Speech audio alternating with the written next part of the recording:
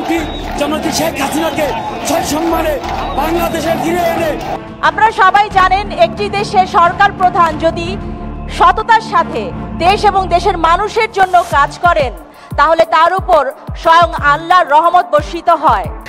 ৭৫-এর খুনিরা ভেবেছিল বঙ্গবন্ধুকে নিভৃতে এখানে কবর দিলে তিনি বোধহয় বিস্মৃত হবেন, কিন্তু তারা জানেন না যে বাঙালি মনে প্রাণে চেতনায় বঙ্গবন্ধুকে লালন করে। যে মোহাম্মদ ইউনূস আসলে যা ইচ্ছা তাই করবে, কেউ কিছু বলতে আসবে না। আর মোহাম্মদ ইউনূস তিনি নোবেল বিজয়ী, মানে যা যা মিথ্যা কথা বলার তিনি খুল্লা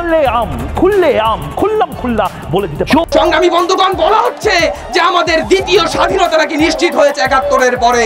স্বাধীনতা যদি এইখানে নিশ্চিত হয়, এই সমতলে নিশ্চিত হয়, তাহলে ক্যাম্পাসে লাশ কেন?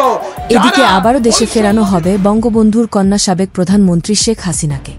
হ্যাঁ দর্শক, এই কথা শোনার পর আপনি অবাক হতেই পারেন, এটাই স্বাভাবিক। ভিডিওটি দেখতে থাকুন, থাকছে বিস্তারিত।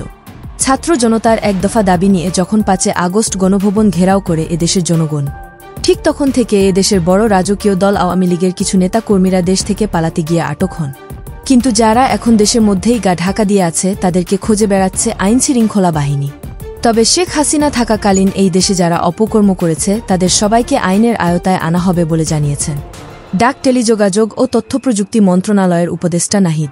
কিন্তু এদিকে গুঞ্জন রটেছে সোশ্যাল মিডিয়ার মধ্যে অভিনেত্রী তারিন জাহানের নাম।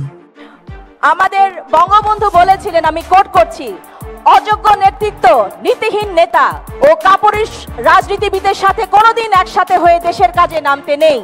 সিনেমা নাটকে করে সে রকম দর্শকের মন জয় না করতে পারলেও তিনি আওয়ামী লীগের মন ঠিক জয় করেছেন বলে মিডিয়া থেকে জানা যায়। কিছু মাধ্যম থেকে জানা যায় এই অভিনেত্রী তারিন ছিলেন আওয়ামী লীগ কর্মী। তিনি এক এক সময় এক এক রূপ ধারণ করতে পারেন, কখনো বিএনপির নেতাকর্মীদের সাথে, আবার কখনো আওয়ামী লীগের কর্মীদের সাথে দেখা যায় এই অভিনেত্রী তারিনকে। তারা নাটক সিনেমা বাদ দিয়ে রাতারাতি বনে যান অনেক টাকার মালিক।